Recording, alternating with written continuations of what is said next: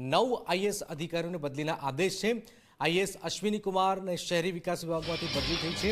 અશ્વિની કુમાર રમતગમત યુવા સાંસ્કૃતિક વિભાગના અગ્ર સચિવ બન્યા છે। રમેશચંદ્ર મીણા બંદરો અને પરિવહન વિભાગના અગ્ર સચિવ બનાવવામાં આવ્યા છે। આઈએએસ અશ્વિની કુમારની શહેરી વિકાસ વિભાગમાં બદલી થઈ છે। આ ઉપરાંત અશ્વિની કુમારને હવે રમતગમત યુવા સાંસ્કૃતિક વિભાગના અગ્ર સચિવ બનાવ્યા છે। એમ થેનારસન ને શહેરી ગૃહ નિર્માણ વિભાગના પણ મુખ્ય સચિવ બનાવાયા છે। ત્યાર પછી જે નામ સામે આવ્યું છે મિલિંદ તોરવણેનું સ્ટેટ પેટ્રોલિયમ કોર્પોરેશનમાં તેમની બદલી કરાઈ છે અને રાજકોટના કલેક્ટર પ્રભવ જોશીની પણ બદલી કરવામાં આવી છે। પ્રભવ જોશી જે રાજકોટના કલેક્ટર હતા તેમની બદલી થઈ છે। એમને ટુરિઝમ ઓફ ગુજરાત લિમિટેડના એમડી બનાવાયા છે। જૂનાગઢ મનપા કમિશનરને રાજકોટ કલેક્ટર બનાવવામાં આવ્યા છે। ડોક્ટર ઓમ પ્રકાશ બન્યા છે રાજકોટના નવા કલેક્ટર।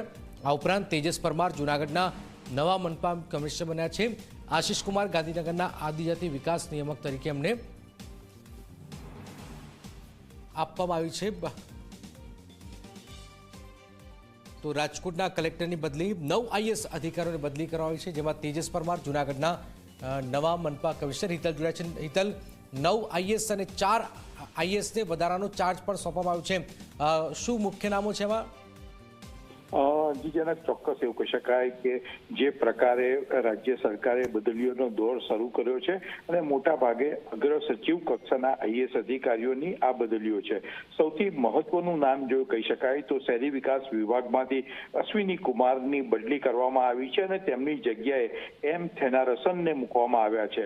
સ્વાભાવિક છે કે અશ્વિની કુમાર જે છે તેમને રમતગમત વિભાગમાં મૂકવામાં આવ્યા છે। રાજ્ય સરકાર 2036 ઓલિમ્પિક યોજવાનું આયોજન જે કરી રહી છે એ અંતર્ગત જ આ બદલી કરવામાં આવી હોવાની ચર્ચા ચાલી રહી છે। ક્યાંક ને ક્યાંક જોવા જઈએ તો એ ઉપરાંત ડાંગ આહવાના જિલ્લા વિકાસ અધિકારી સુથાર રાજ રમેશચંદ્રની પણ બદલી કરાઈ છે। નર્મદા રાજપીપળા જિલ્લા વિકાસ અધિકારીની પણ બદલી છે। એટલે મોટા ભાગના એવા અધિકારીઓની બદલી છે। રાજકોટના કલેક્ટરની પણ બદલી કરવામાં આવી છે। એટલે આ જે બદલીઓ છે એ મોટા ભાગે પૂર્વ નિશ્ચિત બદલીઓ છે, પણ ક્યાંક ને ક્યાંક શહેરી વિકાસ વિભાગ અને રમતગમતમાં જે ઉલટફેર કરવામાં આવ્યો છે એ ચર્ચાનો વિષય ચોક્કસ બનશે। જી બિલકુલ બિલકુલ, આભાર હેતલ। તો આપ જોઈ રહ્યા છો Zee24 કલાક પર મોટી ખબર, જેમાં આઈએએસ અધિકારીઓની બદલી કરાઈ છે। 9 આઈએએસ અધિકારીઓની બદલી કરવામાં આવેલી છે।